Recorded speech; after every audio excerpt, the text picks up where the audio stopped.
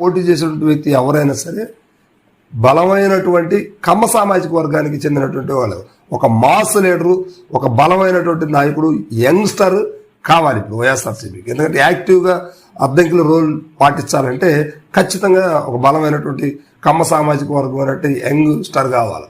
So దాన్ని దృష్టిలో పెట్టుకుని జగన్మోహన్ రెడ్డి గారు ఇప్పుడు చింతలపూడి అశోక్ కుమార్ గారు డాక్టర్ గారిని ఇప్పుడు అద్దంకి రెఫర్ చేసినటువంటి పరిస్థితులు అన్నమాట. సో ఈయన రవికుమార్కి ఏమాత్రం తీసిపోయినటువంటి వ్యక్తి, ఆర్థికంగానూ బలమైనటువంటి వ్యక్తి, అదేవిధంగా సామాజిక పరంగా కూడా చాలా బలమైనటువంటి వ్యక్తి.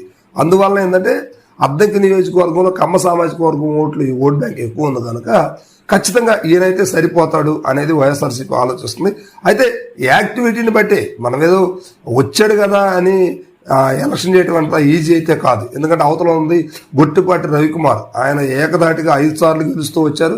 అదేవిధంగా అద్దంకి నుంచి 4 సార్లు కంటెస్ట్ చేశారు. ప్రస్తుతం ఇప్పుడు కూటమి ప్రభుత్వం ఆయన మంత్రిగా ఉన్నారు. ఇలాంటి పరిస్థితుల్లో ఆయన్ని ఢీకొనాలంటే ఒక బలమైనటువంటి మొండి వైఖరితో నడిచేటువంటి వ్యక్తే కావాలి.